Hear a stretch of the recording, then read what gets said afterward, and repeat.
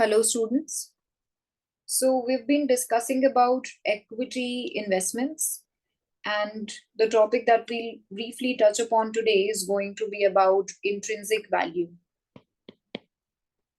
So intrinsic value, or we can also call it fundamental value. These terms are used very interchangeably throughout the entire curriculum. So not just in the sense of a core finance concept, but also as a very generic meaning of intrinsic means true value of anything, not just of a company or a stock or equity. Just a very generic meaning of intrinsic is the true value of anything, intrinsic value or fundamental value. Now, what we are going to discuss in this session today is how this intrinsic value or the true value or the fundamental value gets compared to the market value of any security or a stock. And then based on that, we assess the profitability. We assess if the stock is overvalued or undervalued, or it is absolutely fairly valued. Don't worry about the meaning of these things. We'll obviously discuss about this, and our entire discussion further is going to be on the assessment of these three things, whether a stock is overvalued or undervalued, or it is absolutely fairly valued in the market. Now, intrinsic value, if I talk about it a little more to just give you a deep insight into it, is what a rational investor.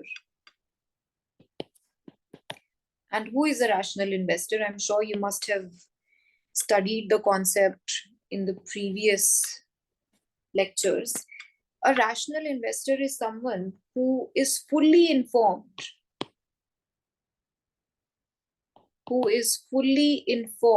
about the characteristics of the asset. A rational investor is someone who is fully informed about an asset's characteristics. So let's say you're thinking of buying a property. Now, a rational investor is someone who would know how much the cost of the land is, what expenses will I incur if I buy the property, and what revenue generation can happen from this property. So someone who is fully informed or fully aware of an asset's characteristics is who we consider as a rational investor. And this rational investor, the value that he places on an asset is considered the intrinsic value of that asset. So this is just a brief overview of what exactly it means to call something an intrinsic value. Now to move further, if this intrinsic value, let's say you're going to buy a property and here's the market value.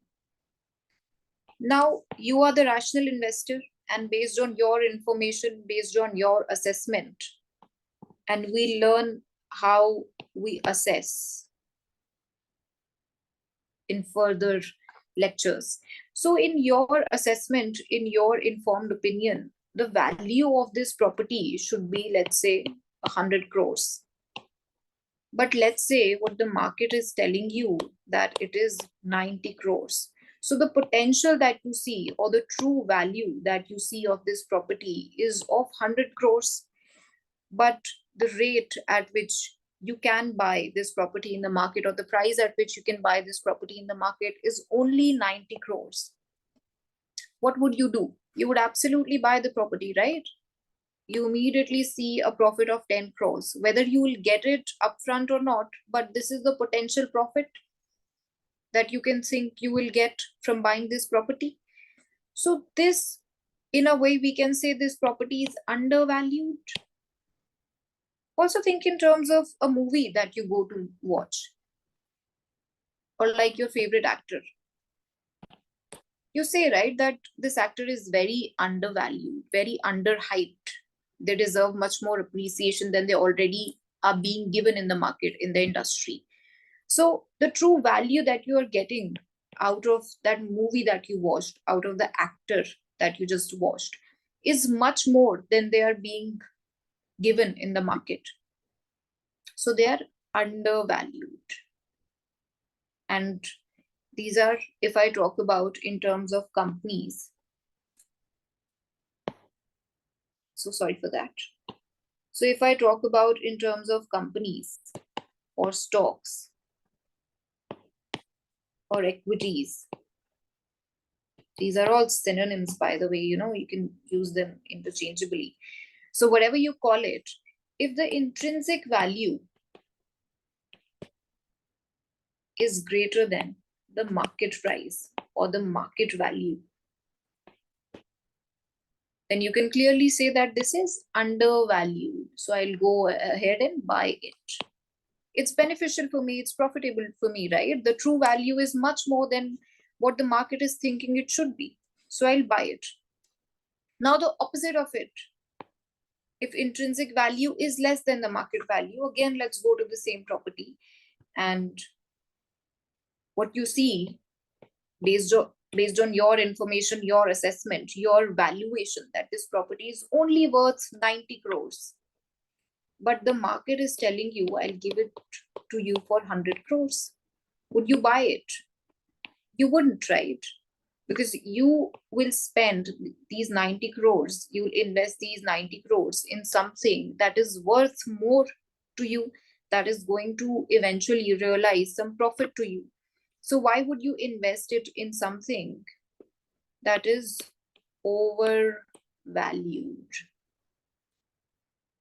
So I'm sure by this point, you would have understood this very basic relationship between intrinsic value and market value of a stock or a security. Right? If intrinsic value is more, it is undervalued. If intrinsic value is less, it is overvalued. And if it is exactly equal to the market value of that security, of that asset class, then it is absolutely fairly valued. All right. Now, a few points to remember to further strengthen our understanding of intrinsic value and market values relationship. Intrinsic value and market values relationship. Just a very few basic points to remember, that if the difference between the two, if the difference between the intrinsic value and the market value is very large, then the investor is highly likely to take a position, highly likely to make a move in the market. If this difference is very, very small, the intrinsic value is, let's say, of only 5 rupees, and the market value is very close to it, it's 5.5 or it is 6, is there any point in entering the market for just this small amount of gain, this small amount of speculation? Is there any point in taking a position in such securities that do not give you the potential to make a profit?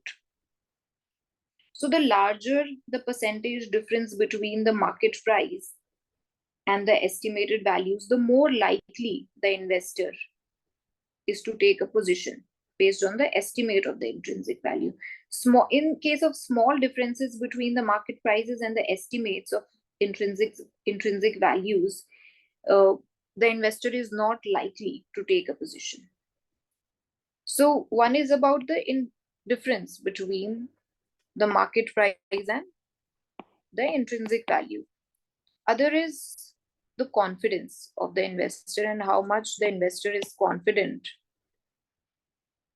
in the inputs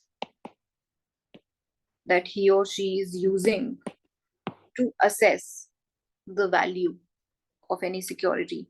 So think about it in a very layman situation. If you are trying to figure out the output and you know that the input that you have fed to get this output is very strong, you have conviction in these inputs. And what kind of inputs, we'll talk about that later. It's related to your cost of equity, your growth, your projections of free cash flows. So if your conviction in this input is very, very strong, right, then your conviction in the output that you will be getting is also going to be strong. In that case also, you are more likely to take a position, right? So one is about the difference in the market price and the intrinsic value. Other is about how confident the investor is in the inputs that he or she is using to reach to the intrinsic value. And another point to remember is that to take a position in a stock identified as mispriced, what is a mispriced stock? Where the intrinsic value is different than the market price. It is mispriced, right, in the market. According to your information, according to your assessment, the intrinsic value is 10 rupees, but the market is telling you it is 8 rupees. It is mispriced, right? So to take a position in a stock identified as mispriced in the market, an investor must believe that the market price will actually move towards its estimate intrinsic value. So eventually, if you buy a stock for 8 rupees because its market price is 8 rupees, and based on your valuation, you thought that, or you established that it is actually worth 10 rupees, this is the intrinsic value, then you would obviously expect this to move towards its intrinsic value eventually in the time horizon, in the investment time horizon, right? That is why you made this choice of investing 8 rupees today to get the intrinsic value of 10 rupees in the future, so that you make a profit of 2 rupees. So just very basic, I don't think you'll be tested in the exam on these basic points, but I think it's important to remember just the basics around this concept, that if the difference is high between the market price and the intrinsic value, then you're more likely to take a position. If you're more confident in the quality of inputs that you're using to establish the intrinsic value of a security, then again, you're more likely to take a position. And you must, or if you're expecting the market price to eventually move towards its intrinsic value in the investment time horizon, then also you're more likely to take a position in the security. So few of the basic points to remember for your knowledge and also from an exam point of view, because you never know, such basic questions can also come up. So now, before we move on to the different valuation methods, which is going to be an elaborate topic in itself, we are going to touch upon dividends a little bit. Dividends would be cash dividends and stock dividends.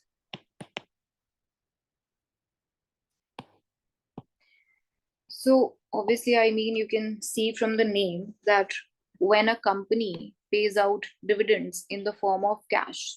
So let's say you are a shareholder in a company,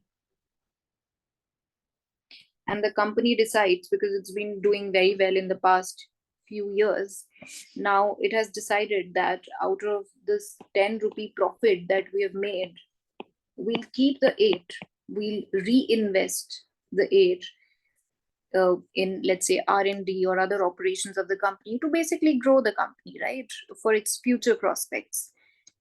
But what we'll do is that we'll give out this 2 rupee as a dividend to our shareholders. This is called cash dividend, a very straightforward kind of a disbursement that the company would do is called a cash dividend.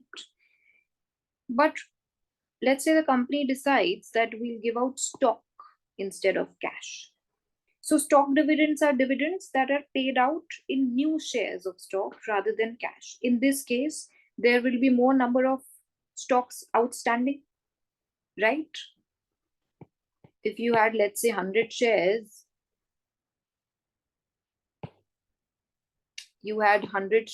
you're a shareholder, you have 100 shares, and you get 20 more shares in the form of stock dividends. And like yourself, there are so many more shareholders, and everybody who,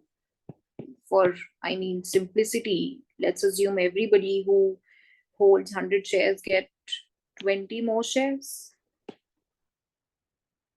So the total number of shares that you can think, the total number of shares outstanding is going to obviously eventually increase. Now you have 120 shares from 100 shares. This other shareholder also has 120 shares. Everybody has the number of shares increased by a proportional amount. So what we are saying is that the number of shares have increased. The total shareholder equity, sorry for that, total number of shares have increased, but the shareholder equity that is there, it remains the same. How does it remain the same? Focus here, total number of shares into price of each share.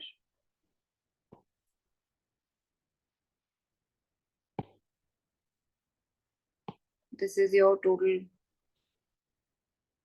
shareholders equity. So this has gone up, but the price of each share has gone down. Why is that so? Remember this point, that every time dividends are given,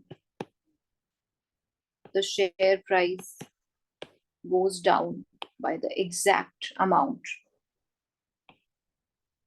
of dividend.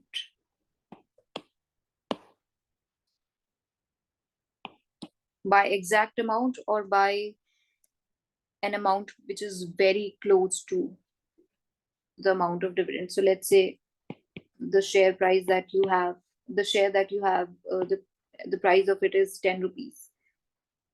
Company decides to give 1 rupee dividend for every share. Then you would see that the price of this share, when this dividend is given, will go down to 9. So total amount of equity that you have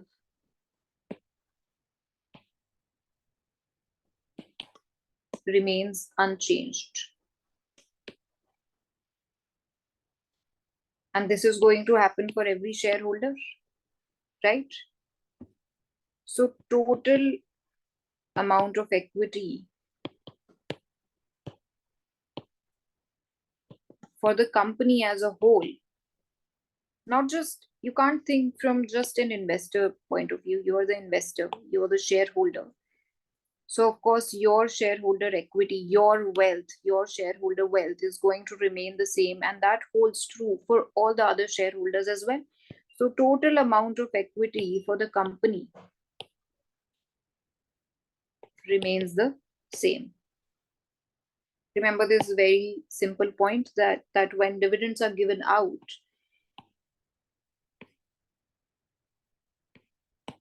the share price goes down. Now, like cash dividends and stock dividends, there's another way for the company to give out some of the profit instead of retaining 100% of it for the growth of the company. Stock split is another way. What happens, it's very similar to stock dividends, but what happens is that stock splits, they divide every existing share into multiple shares, which eventually again creates more shares.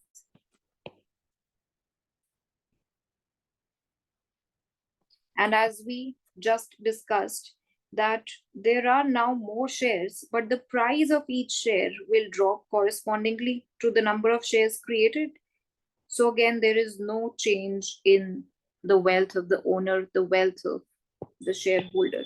This is a very important point to remember. Sometimes you get tricky questions in the exam, that if there is a stock split, this is going to happen, this is going to happen. So what do you think is going to be the impact on the total wealth of the shareholder? So remember, no change in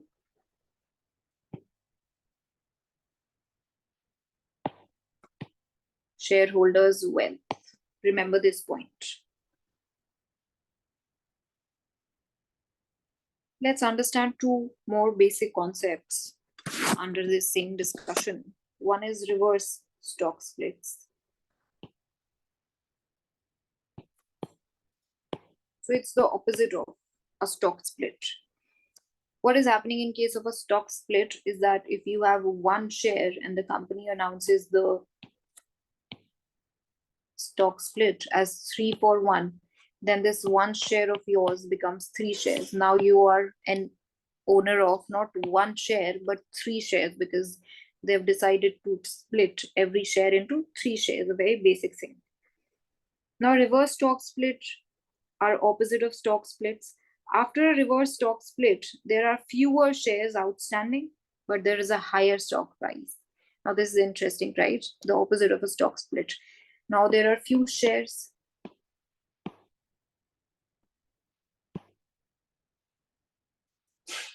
Earlier, let's say you had 2 shares, or let's say you had 3 shares. Now after the reverse stock split, you just have 1 share, right? It's a 1-4-3, opposite of it. Then in case of a reverse split, there are fewer shares outstanding, but there is a higher stock price. Remember, in case of a stock split, the stock price, it went down as the number of shares increased. So in case of a reverse stock split, there are fewer shares, but there is a higher stock price. Because these factors offset one another, shareholder wealth again is unchanged. Wealth is unchanged. Remember this. You might also get numerical questions or very, very small case studies to solve in the future when we'll practice the questions. So the answer that you come up with at the end of such questions, you can very easily verify if the shareholder wealth has changed. If it has changed after a stock split, then it clearly means that you've done something wrong along the way, because shareholder wealth should ideally not change in case of stock dividends or stock splits or reverse stock splits. And we understood the philosophy behind it, right? Or the logic behind it. Now, a very basic thing again related to your dividends.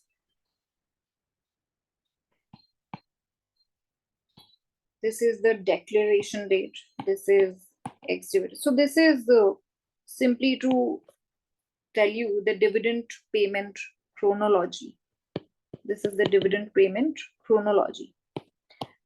Because if you think about dividend payments from a company's point of view, it doesn't happen like that. It's not like a group of friends, right? I tell you today that I'll give you 10 rupees and I immediately pull it out of my pocket and give it to you. No, that's not how it's going to happen.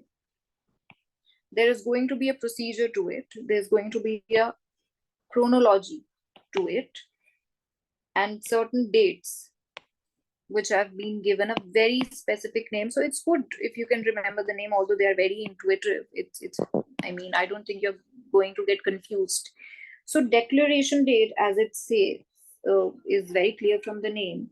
The date on which the board of directors approves the payment of dividends, specifying the per share dividend amount. So this is the date on which the board of directors have approved that, okay, you know what, seeing the performance of the company, seeing how much we must reinvest in the company, we have decided that we'll give out dividend. And this is the date on which the dividend payment is approved. And they also specify the per share dividend amount on this date, that this is how much we are going to pay to each shareholder. This is the amount of dividend that we are going to pay. And they also announce on this date itself the date on which the shareholders must own the stock to receive the dividend. Let's understand the meaning of it. So they are saying that this is the amount of dividend we're going to give out. This is the amount, right? This is the date when we are going to give out the dividend. So it's like a decision making date and a declaration date for dividends. Now, what is this ex-dividend date? In a way, this is excluding dividend, that after this date, or also on this date, or after this date, if you purchase the stock, you will not receive the next dividend.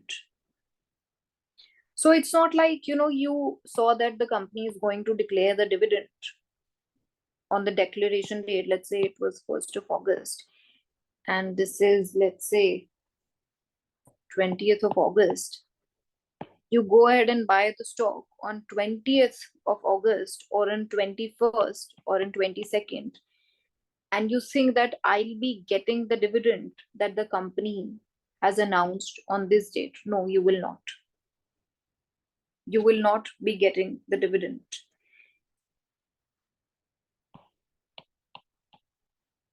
If you purchase the stock on this date or after this date, even if you purchase 1 day prior, or 2 days prior, or 3 days prior to this ex-dividend date, then you're eligible to get the dividend, but not on this date or after this date. What is holder of the record date? It is the date on which all owners of shares become entitled to receive the dividend payment of their shares, right? And finally is the payment date. This is the date when dividends are actually mailed to, or the payment is made electronically to all the shareholders who held the shares on this folder of record date. This is a very basic chronology of how dividends get paid out and what important dates are there in that chronology. You must remember these. Now, one simple point that I'll highlight, and then in the next session, we'll move on to the discussion of valuations, different valuation methods like discounted cash flows, market multiple approach, also called comps. Now, remember that on the ex-dividend date, on this date, on ex-dividend date, do you remember I told you that when dividends are paid out, the share price goes down by the same amount? It decreases by the same amount.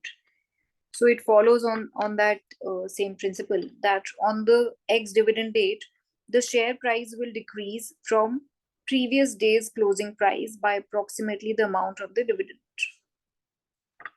It's interesting, right? So what we are saying, that immediately when the dividends are declared, well, not immediately, but a few days after that, dividends are declared on the declaration date. From there to the ex-dividend date,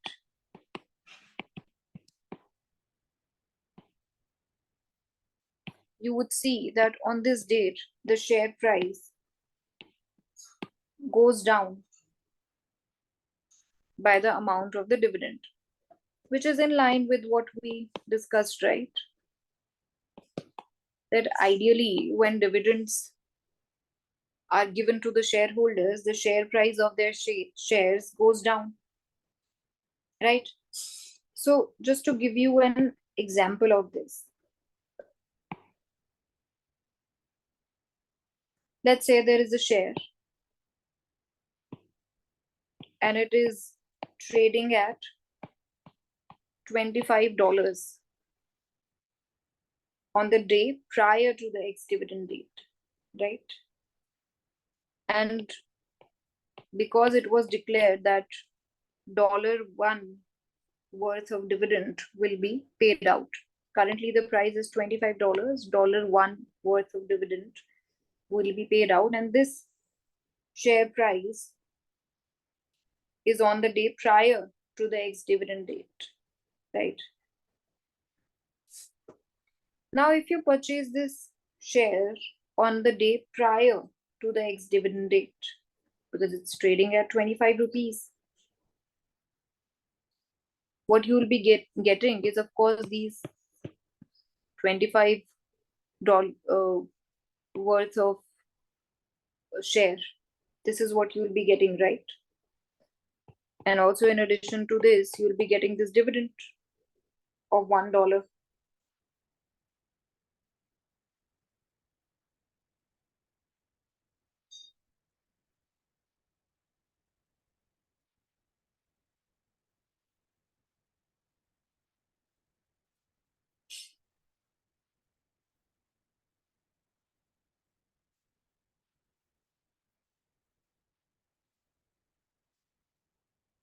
Okay. So if you